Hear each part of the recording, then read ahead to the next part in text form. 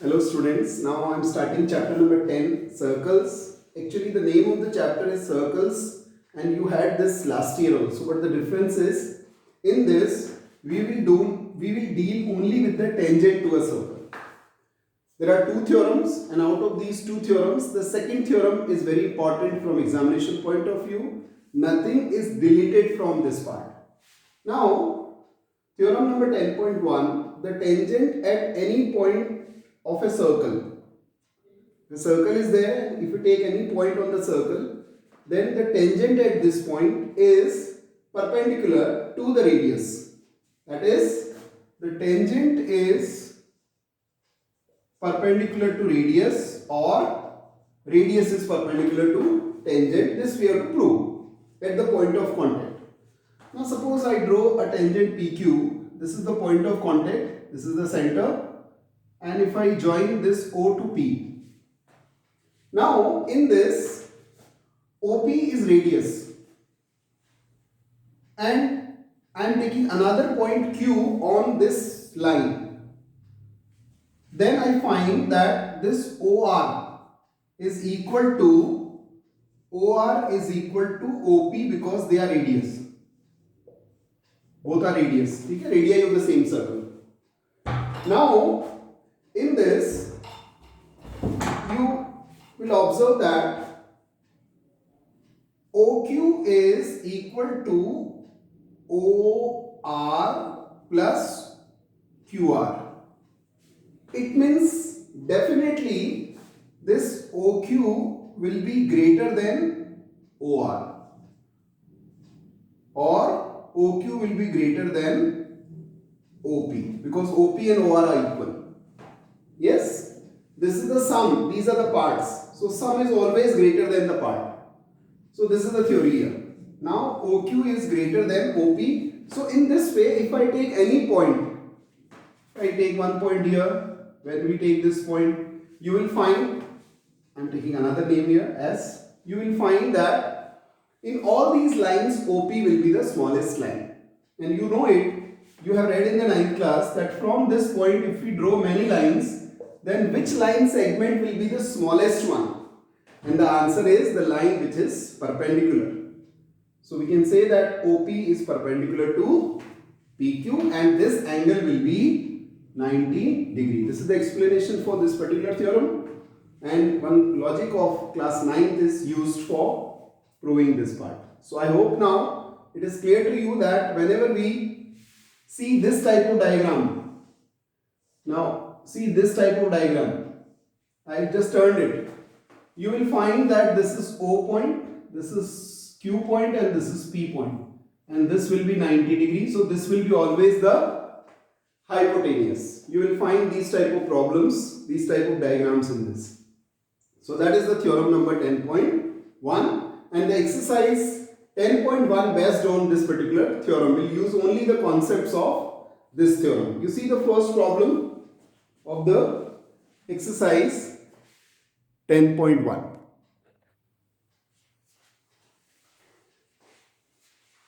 See the first one. How many tangent a circle have? So on a circle you can imagine infinite points and for every point there will be a tangent. So how many tangents a circle have? The answer is infinite. There will be infinite many tangents a circle can have. We can say because we have infinite point of contact and for every point of contact there will be a tangent. So the answer will be infinite many. Second question, there are few fill in the blanks. A tangent to a circle intersect it in how many points? 1 point. A line intersecting the circle at 2 points. See this line. Intersecting the circle at 2 points. So this line is known as secant. And the part of this line is known as chord. This is the part of this line. Chord is a line segment. Secant is a line. It can be extended both the sides. The next is a circle can have two parallel tangents. See how it is? This is one circle, this line, this is one line, this is another line. So at most how many parallel tangent it can have? Two. But you will say that this can also be there. Yes. But here also the parallel tangents are two only. Yes. a circle can have infinite pair of parallel tangents, but parallel tangents will be two only. Pairs can be many. So be very careful for this part. The next is the common point of a tangent to a circle and the circle is called point of contact. As I already told you that if I draw the circle, this point is common for tangent as well as circle. So we say that it is point of contact. See the problem number 3. There is a diagram here for third one.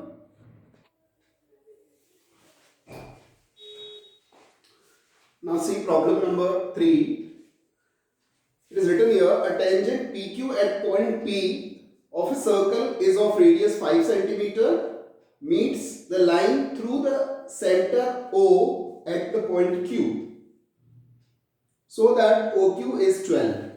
What is the length of PQ? So I am taking the length of PQ as x.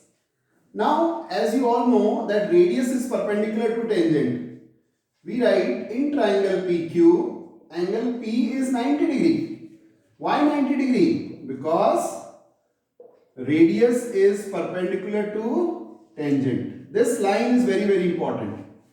Therefore, OQ square equals to OP square plus PQ square. So 12 square is equal to 5 square plus x square. So it is 144 minus 25 x square. So x square equals to 119. So x equals to root 119.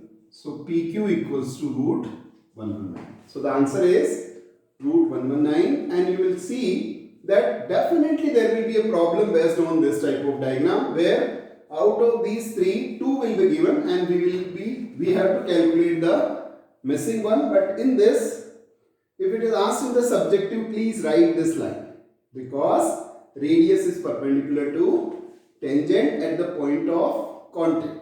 This is point of contact, this is tangent, this is radius. And the last problem is, draw a circle and 2 lines parallel to a given line. एक circle draw किया, this is the radius, this is the center, and this is the given line. Given line. Now what we have to find? We have to find, draw a circle and 2 lines parallel to the given line such that one is tangent.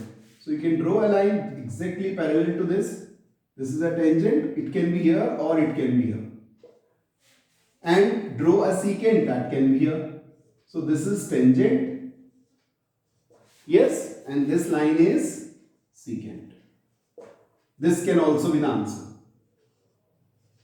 For secant also you can have many lines in between these two parallel lines, because secant intersect at 2 points and tangent intersect or touch the circle at 1 point. So in this way we can answer this. I hope the theorem number 10.1 and the first exercise is clear. In the next video, I'll take this theorem number 10.2 and the problems of the exercise 10.2.